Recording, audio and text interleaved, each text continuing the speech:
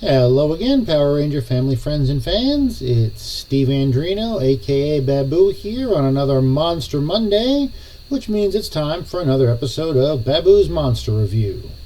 We are up to episode number 31, an episode entitled Calamity Kimberly. So, guess this episode is going to be a Kimberly-focused episode. And I do like the way that Rangers did that, having so many different, main characters.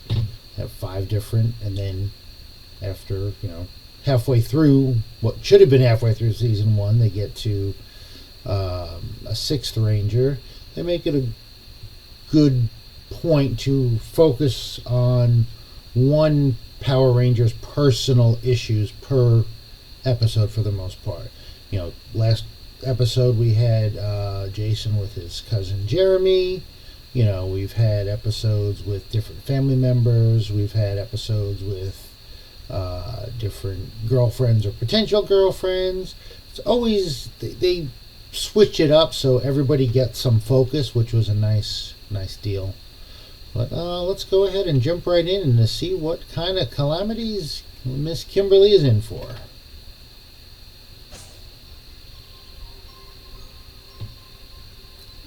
So we get a shot of Kimberly in her bedroom, so I guess it's time to wake up for school. Kind of a weird time to set your alarm for, 7:04. And she knocks the lamp down, but it really doesn't break, and then she falls out of bed trying to get the alarm. Not happy with how her hair looks, because, And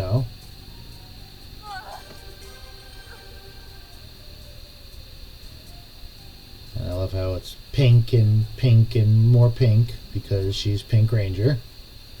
Oh, look, nice day out. No, apparently not. And Big Bad Power Ranger scared of thunder. Interesting. Might want to keep that in mind. Don't get what that was about. She sent something to the dry cleaners and it came back burned. Mirror falls apart. Of course, it fell face down. And the mirror part popped out of it. Not broken in there, but I guess Squat's not afraid of the thunder.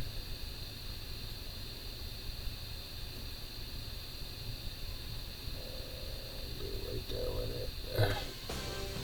It's the perfect time to get Kimberly your meaniness. She's having a terrible day. Yes, great. Yep, that would be a good thing. Then start make me a monster to get Kimberly. Perfect. And again, I love how they have all the monsters, the clay models move a little bit. Now that's Bones.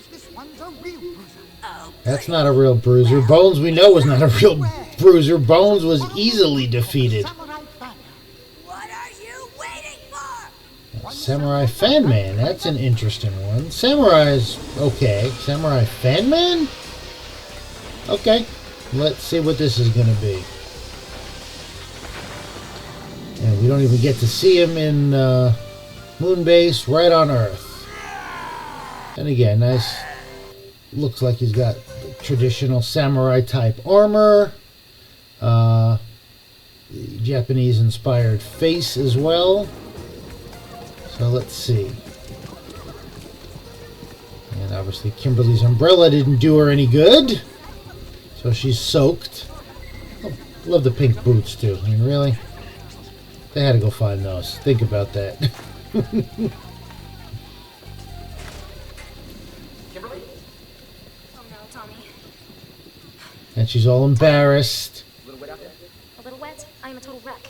Can you believe I have to show Mr. Kaplan my pet relic lands in 10 minutes? Oh no. Looks like something I drew when I was 3. Hey, everything will be okay. Not. Oh, look.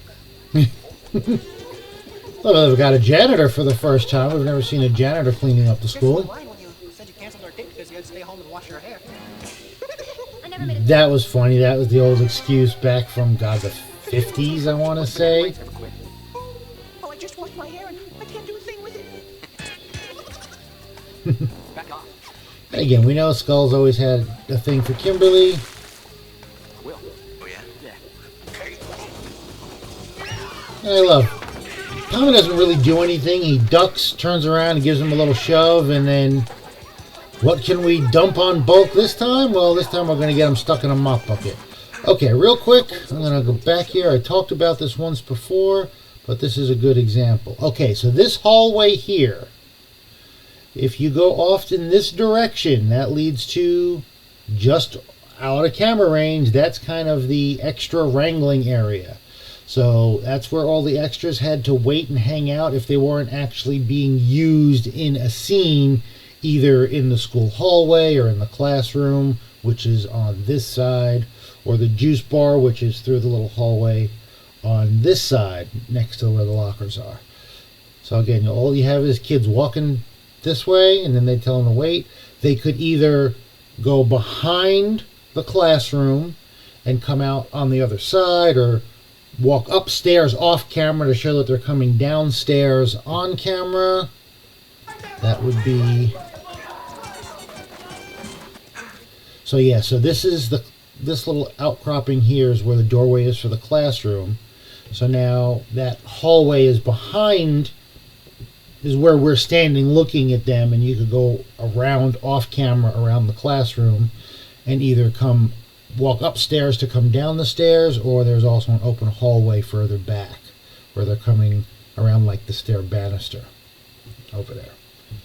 And again, so this was the classroom on this side, and the opposite side of the hallway where the other lockers are, there's an opening, and that opening is what actually leads into where the juice bar is, and that little short hallway is the juice bar lockers. Well, you see them head sometimes to talk to Zordon and the communicators, so they're away from everybody, and the juice bar is over there. Anyway, back to it. They actually have a TV show. It's called Power Rangers. Anyway. But no, they definitely were the funniest of the two, of anybody on the show. I mean, they really were their own show. Comic relief and a half. Had a dream that Rita was her wicked stepmother? Wow. Yeah, that would terrify me too. I mean, it was bad enough working for her, but her being my stepmom? Ugh. Even worse, even more control. Okay. So let's see what my Empress has in mind for Kimberly. Having a bad day. Really weird. It's like I never know what's gonna happen next. Like tripping over a rock. Nice catch, Tommy. And the look of love. Oh, my hero. Thank you. You think you're sorry now? Just wait. And there's Samurai. Okay, so let's take a look at him real quick. Based on where the arms are, head's in the normal spot. Again, I'm thinking, though, it might be that he's actually looking out through here. I'm not sure until we get a better close-up on the eyes again, if he's actually looking through the eyes. Simple costume, gloves, everything else would just be a one piece that would go over, it looks like. We have the giant gourd here. That's going to become important in just a minute. Okay, well, there's a good shot of the face, so let's see here. You can't escape the no, okay, so that's probably, he was probably looking out through there. This doesn't look like it's an animatronic head like Squat and Goldar and Finster. So you're not seeing the mouth move, but yeah, that looks like that's normal where the eyes would be looking out of then. Yeah, and I don't know how well he could breathe through that. It looks like you're getting a little more air than some of the other monsters. Still, it's always hot, and if that's his eyes, that's the top of his head. Like me, that's a whole bunch of foam latex just sitting on top of your head, so it's going to get hot inside that head real fast. And we have the gourd. So somehow, it started to look like it was going to freeze or grab Tommy, but instead takes Kimberly because it's Calamity Kimberly Day. Third time we get to see the close-up headshot. Tommy gets knocked down, although it doesn't look like he was hit hard. like he was thrown against a tree or thrown down or anything. So, I don't know. This is supposed to be inside the gourd. I don't know what they used, what they built this little set with. Do have a little bit of liquid on the floor to make it look like toxic whatever. And you can see as she steps it moves a little bit, but it's not very deep. And there we go. The whole gang's there to celebrate because, you know, why not? Squawk grabbing it to listen. I mean, it kind of reminds me of him like listening to like a pregnant woman's belly or to see to hear the baby or whatever. I don't know. Maybe that's just me, but that's just what it reminded me of. Now we have a little warping effect on the lens to make it look a little weirder that she's stuck. And now all of a sudden he's knocked underneath all this leaves and pine needles and whatever. But he sure acting like he's really hurt. Now these two are, I don't know what they're doing. Look like they're playing slap fight as opposed to actually practicing martial arts. Kimberly in the park. Tommy was injured while attempting to rescue her. We're gonna report to the command center right away. Okay, so yeah, so here's that little locker area I was talking about, the juice bar, and if you walk towards, like if you're Trini and you're walking towards camera, off to this side over here, off to just past where Zach is the opening, and that actually leads into the hallway in the school. Where's Tommy? And I love how we've already Him from the park right now. get him set up on a little lounge chair, medical bench sort of. We'll be all right, but it might take some time. Zordon, what about Kimberly? All of you observe the viewing. So Tommy wasn't in the last episode. This episode he's out of commission early. And then this, I love this. The viewing globe is able to see Kimberly Accommodations are rather unpleasant. inside Samurai Fanman's gourd. You know, we get to see her in there, but then this is the same exact shot that the viewing globe gets to see. So somehow the morphing grid is able to tap into the dimension that she's held captive in.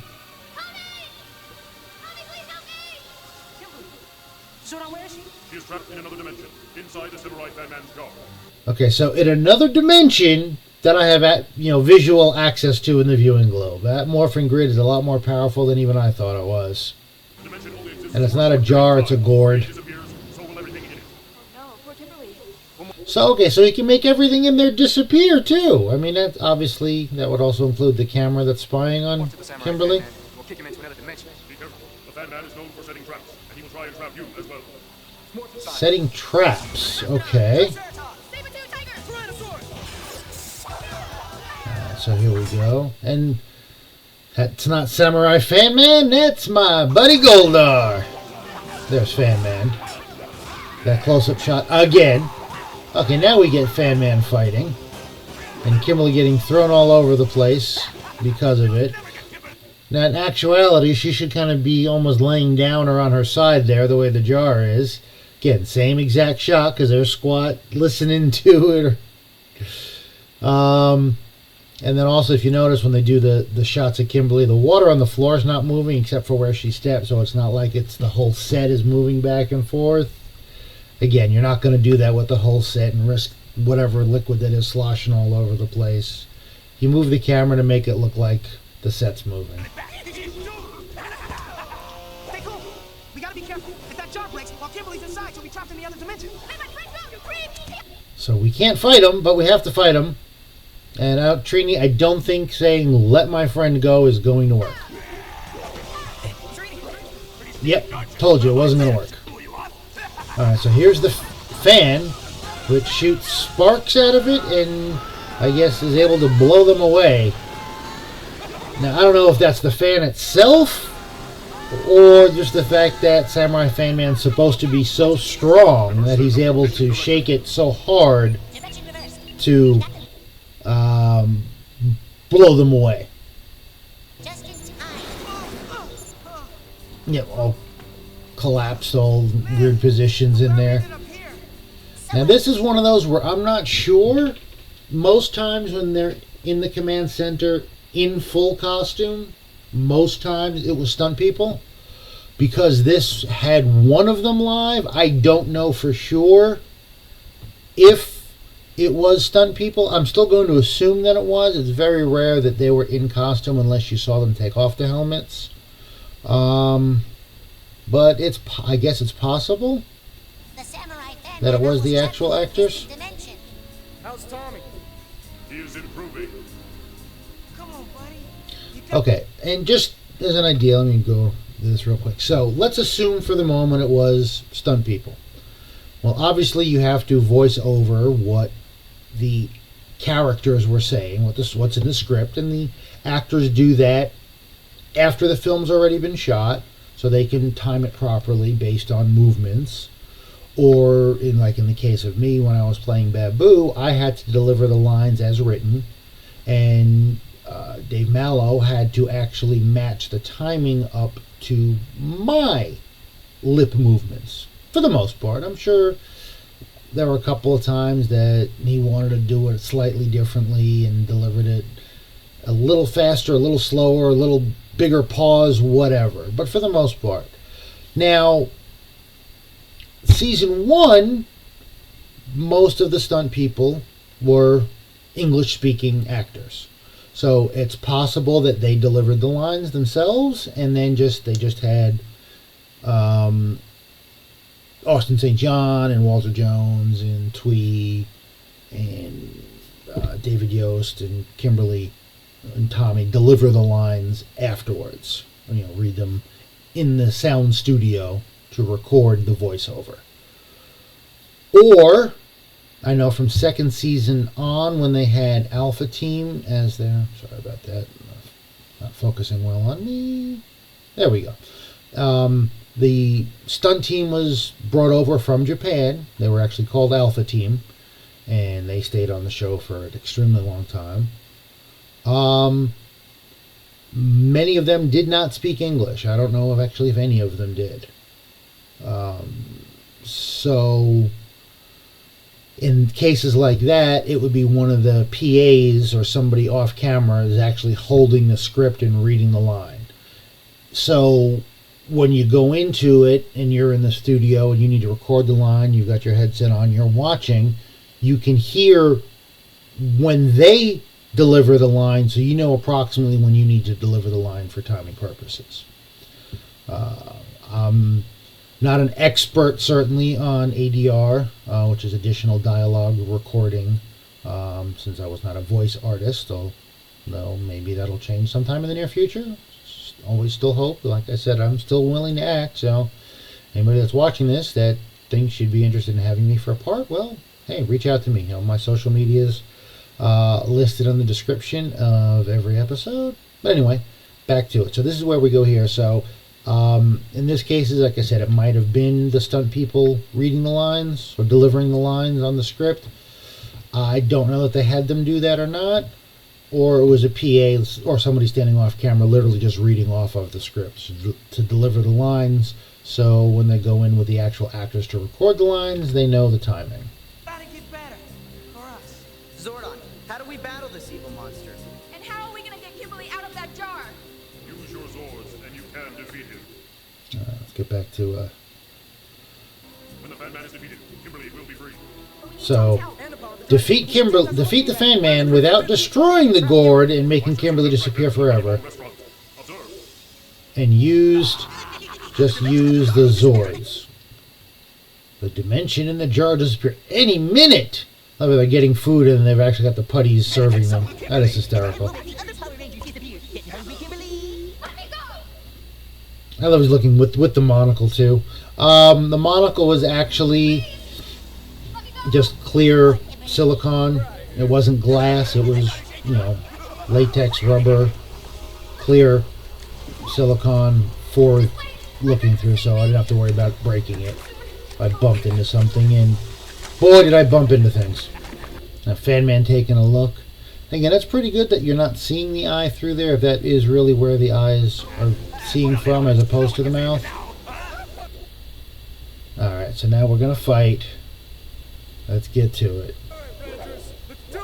Alright, so Zordon told us the secret because we couldn't figure out on our own that we probably should summon our Zords. We can't summon them unless we're told to. Okay, now he's fighting them with a rake. So he's Samurai Rake Man now, not Samurai Fanman. Okay. And Goldar shows up again. Goldar still has it in for Jason. Well, they got the bikes in the background. We haven't seen them use them yet, but the bikes are there. You can see the different colors. And now we know that the spikes around Fanman's mask are explosive spikes, I guess. Interesting. So we're going to make Fanman grow. So, again, this is what Rita hasn't learned. They're not allowed to summon Zords unless the monsters grow big. Yeah, I don't know why the bikes are there. They don't reference them. Obviously, from the original Sentai episode, that must have been important. But that wasn't used for this Rangers episode. Alright, so here we go. So we see the 4 Zords. Mastodon, T-Rex at first, Mastodon, Triceratops, and then Sabretooth coming up. With the awesome jump off the cliff. And into the Zords we go. So Zordon told us this is what we need to do. And let's see how well we do. So the individual Zords ain't doing nothing. Even Goldar didn't flinch that time. But he's going right after a Tyrannosaurus Zord. Definitely holding his own, doing a little bit of damage. And then it looks like, I don't know if that was the rake that actually knocked him down. Maybe Goldar knocked him off balance and then Fanman got him down. Mastodon and Triceratops looked like they were just stuck in the mud there. They weren't moving. And Tommy just all bruised and achy and concussed and... Tommy, you've been hurt. You've got to stay. No, I need to be the hero that I really am. I need to show them they can count on me, and I'm never going to turn into a villain again. You could have beat them. So I can't fight myself because I'm still hurt, so I'll just call my Zord, and that'll take care of things. And here we go again.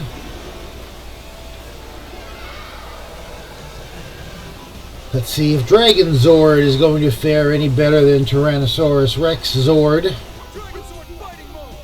Oh, no, we're going to go right into combo. So I guess it's a good thing we don't need Pterodactyl to make the combo Dragon Megazord. Because she's trapped. She can't summon her Zord. So we've got Mega Dragon Zord and Tyrannosaurus, so it's a fair fight, 2-on-2.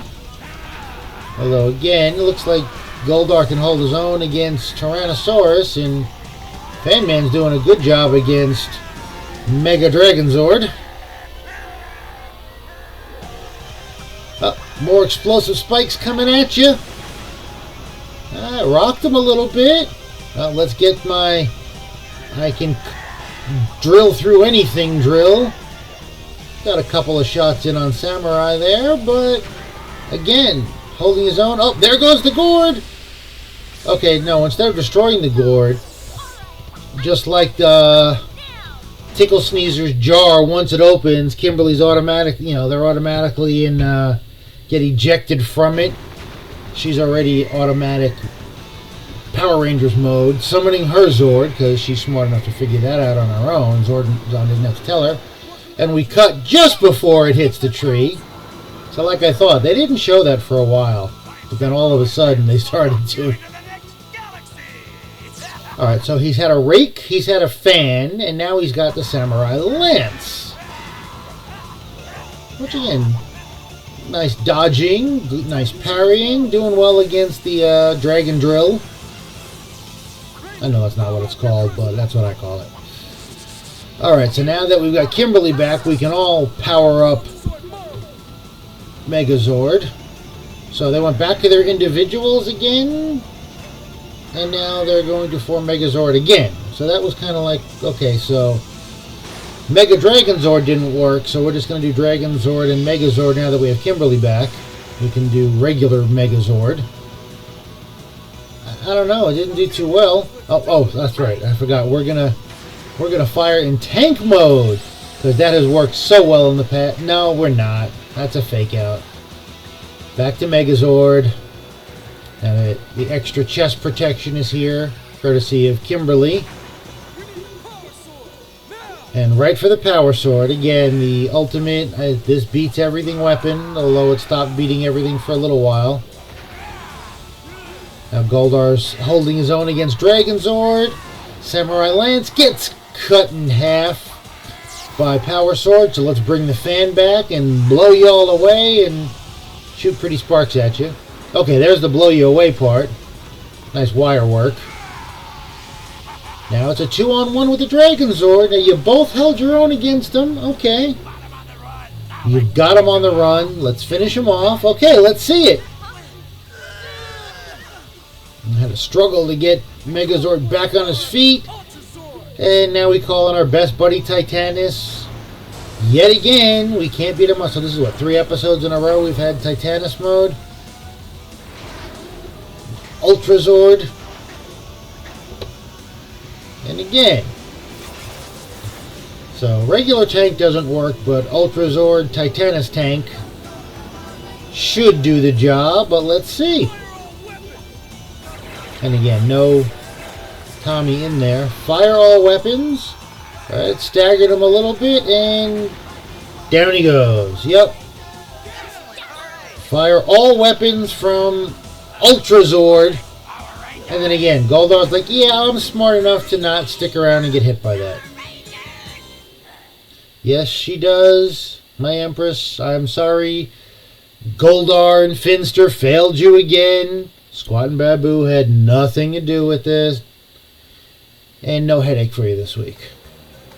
Wow, guys, look at quick.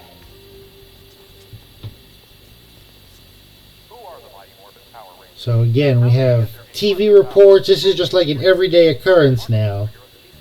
You know, I know the newspapers used to report on Superman all the time. I didn't see Superman on TV all the time.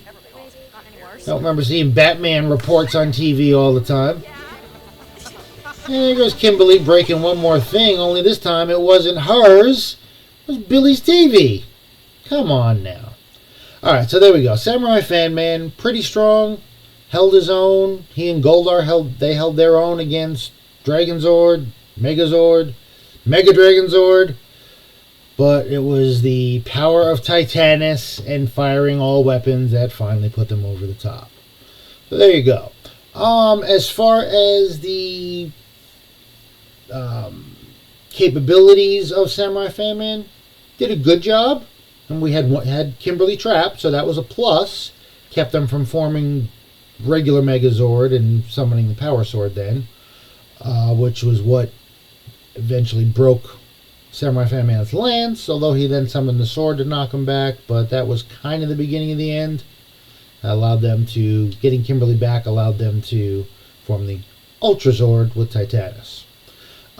So effective-wise, it was interesting. The costume itself looked really cool. Nothing outrageous, not an outrageous monster, just a traditional Japanese mask and made to look like traditional Japanese samurai armor. Had a couple different weapons. Again, the rake, which I don't get. What was it? Tickle Sneezer had the rake too? No, Gnarly Gnome had the rake also. So that's, I don't know why Sentai came up with that. That's interesting to have 2 different monsters have a rake as a weapon. I don't know. It's just kind of odd to me. Not something I would normally think of as a weapon. But, I mean, I guess the metal rake... I mean, I have one in my garage, a metal rake. Yeah, I mean, it would definitely do some damage to somebody. But, again, I think more traditional swords, lance, axes, things like that. And I have some of those as well. Anyway, there we have it. One other thing before I go. Started the contest. The chance to win a video call from me. Apparently, I posted the video yesterday. Whoop, ignore that. Posted the video yesterday, which would have been Sunday, and said, watch the video and just comment, call me. I'm not seeing any of the comments on there. There are other comments that are on there that were direct responses or from other people that I know that didn't have that. For some reason, I'm not seeing the call me comments. I actually had my wife log in and have her do it, and it allowed her to make the comment. I cannot see it. She went back into it today. She can't see her own comment either. So I don't know what's going on. Apparently, I'm not going to be able to view the comments. So I'm going to change this up a little bit.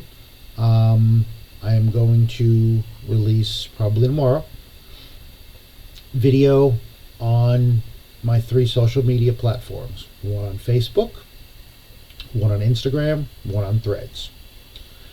I will do a separate contest on each social media platform because I know I can have people reply to me on those. Any comment that you make on those posts will be eligible, and I will do 3 different winners then, because this has turned into a bit of a production. I feel bad.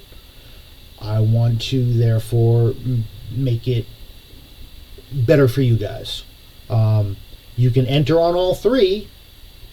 If you win on one, you would then be ineligible to win on the other because you already will be getting the call from me. But this way I'll have 3 different fans that will get video calls from me.